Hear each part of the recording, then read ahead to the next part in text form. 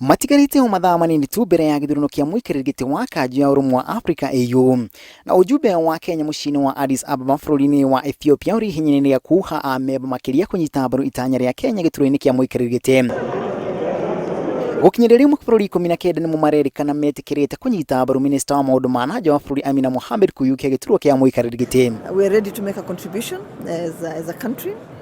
And that it's probably the best time for us to make that contribution. We have considerable support. But as you know, you need a 2/3. Mishemanio kahirie fagitwo hwaini wa umuthi na rucio rucine mbere ya Kenya guthurima makinya maria megukorwo makinyitwo gukinyiria hwaini wa rucio. And then tomorrow afternoon we'll look at actually where we are at. Because by then we'll probably have a clearer picture of what is in store. And then hopefully on Monday afternoon we can begin the vote. President Uhuru Kenyatta uri guku mucii-ini wa Addis Ababa no uratongoria mishemanio ino ekite itano kiri gatagati ka andu atano kuiyukia giturwa kiu na omu memba no ginyagia akorwo akinyitwo mbaru ni gicunji kia 2/3 kia memba. Mabũrũri maria maranyita mbaru Kenya ni makiria a memba a ngwatanĩro ya COMESA.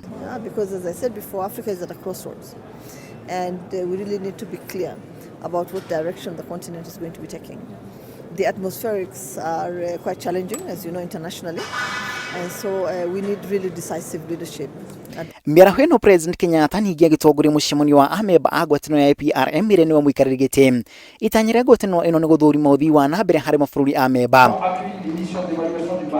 Nĩ hĩndĩ ya giikaro gĩkĩ miaraho ya ũmũthĩ kĩrĩa President Kenyatta agathĩrĩirie makinya marĩa Kenya ĩtacukitie kuma rĩrĩa yathũrimirwo nĩ ngwatanĩro ĩno, ningĩ akĩrana mwĩhoko wa makinya makiria kuiyukio. Ngĩribotera Inooro TV kuma Addis Ababa bururi-ini wa Ethiopia, rĩtwa rĩakwa nĩ Macharia wa Gacuru.